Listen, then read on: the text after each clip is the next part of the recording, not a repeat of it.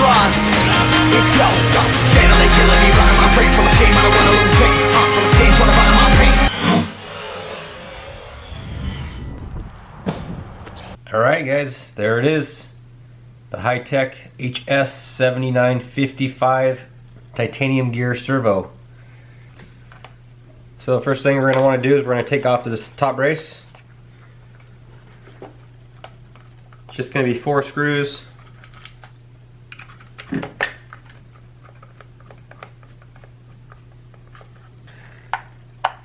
Shouldn't take too long at all. Just take off the top brace, take off the receiver box lid, and unscrew.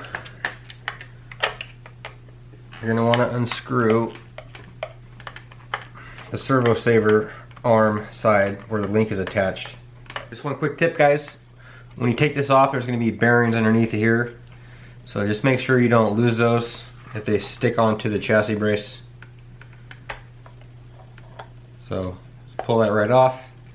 That part comes right off. Okay.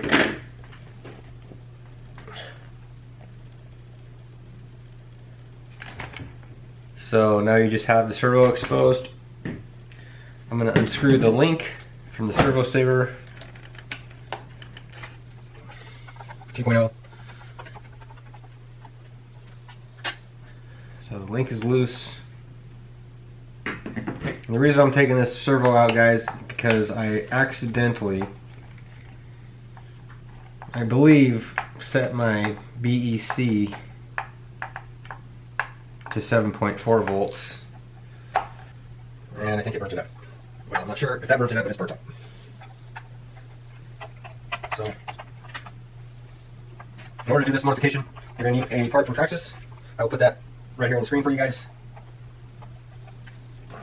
Just an adapter so you can take out the other servo, the stock servo. So the stock servo, guys, this is the same servo that goes in the Maxx. They put the same servo right in the Maxx, so that's pretty cool.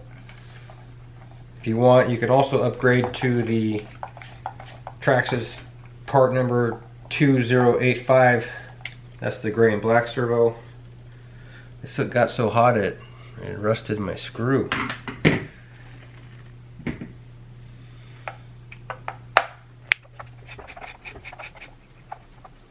Take off your screw the unscrew the receiver box.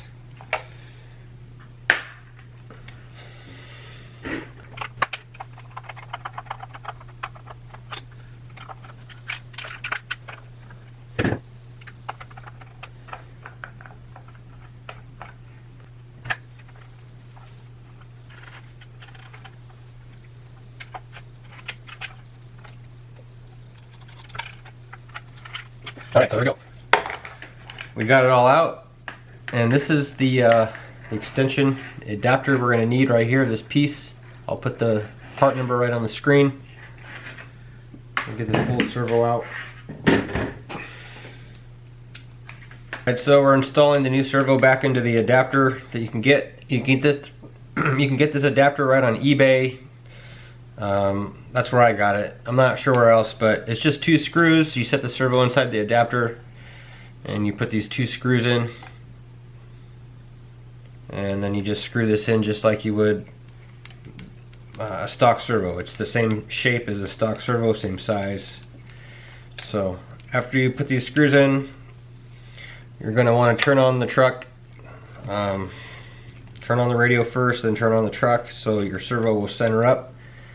And then you're going to want to install your servo horn 90 degrees off of the chassis. And then there's just one modification, 2 modifications you have to do for the servo horn that I'm using. Not sure if you can see it in there either. Right there, guys.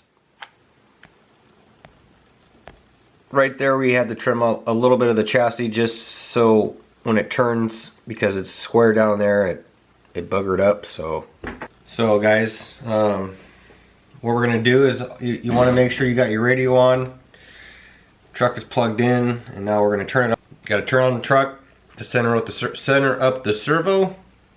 Make sure your steering trim is set at 0. and then you're going to put your servo arm on. So here we go.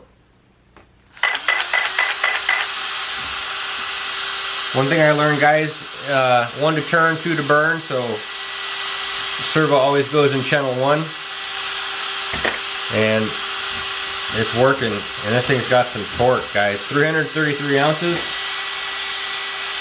and you're always going to stick your servo horn 90 degrees.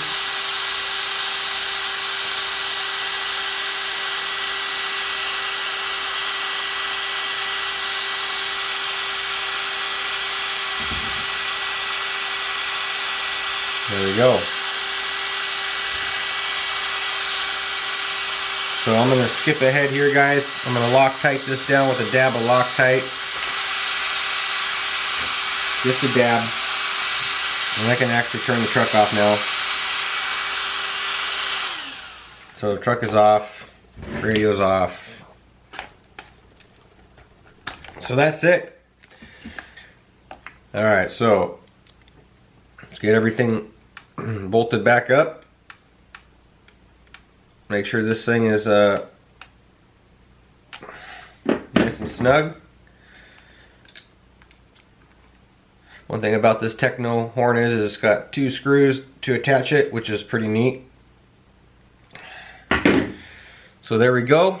Servo is now attached. Guys, I've got the voltage set at 6 volts.